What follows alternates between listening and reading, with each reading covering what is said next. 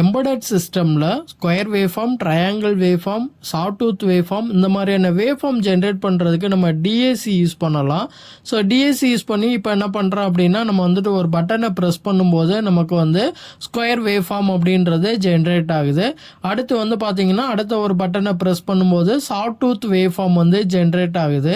So இப்போ DAC அப்படின்னு சொல்லக்கூடிய அவுட்புட் அப்படின்றது வந்து பார்த்திங்கன்னா digital to analog converter. So அடுத்த ஒரு பட்டனை ப்ரெஸ் பண்ணும்போது ட்ரையாங்கிள் வேவ் அப்படின்றது நமக்கு என்ன ஆகும் அப்படின்னா ஜென்ரேட் ஆகுது. ஸோ இதெல்லாமே வந்து பார்த்தீங்கன்னா எல்பிசி 2148 மைக்ரோ கண்ட்ரோலரில் இன்பில்டு டிஎஸ்சி இருக்குது. ஸோ அந்த டிஎஸ்சி யூஸ் பண்ணி தான் நம்ம பண்ணியிருக்கோம். அதே மாதிரி இப்போ வந்து பார்த்தீங்கன்னா நமக்கு வந்து சைன் வேவ் அப்படின்றது ஜென்ரேட் ஆகுது.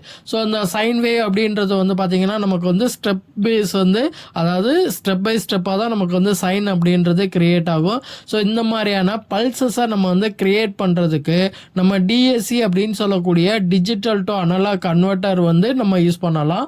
ஸோ நமக்கு வந்து பார்த்திங்கன்னா மற்ற கண்ட்ரோலர்ஸில் வந்து டிஏசிங்கிறது இன்பில்டாக இருக்காது.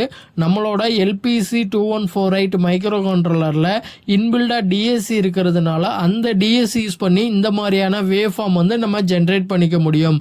ஸோ அப்போ இந்த வேவ் ஃபார்மை யூஸ் பண்ணி நம்ம வந்துட்டு ஃபர்தராக வந்து ஒரு கண்ட்ரோல் அவுட்புட்டை நம்ம வந்து கிரியேட் பண்ணணும் அப்படின்னா நமக்கு வந்து ஆடியோ ரிலேட்டடான சிக்னலாக இருக்கலாம், இல்லை வந்து பார்த்திங்கன்னா பல்ஸ் ஜென்ரேட் பண்ணுறக்கூடிய சிக்னலாக இருக்கலாம். இந்த மாதிரியான சிக்னல் அவுட்புட்டை நம்ம என்ன பண்ணிக்க முடியும் அப்படின்னா எல்பிசி 2148 மைக்ரோ கண்ட்ரோலரில் டிஏசி மூலமாக ஜென்ரேட் பண்ணிக்க முடியும்.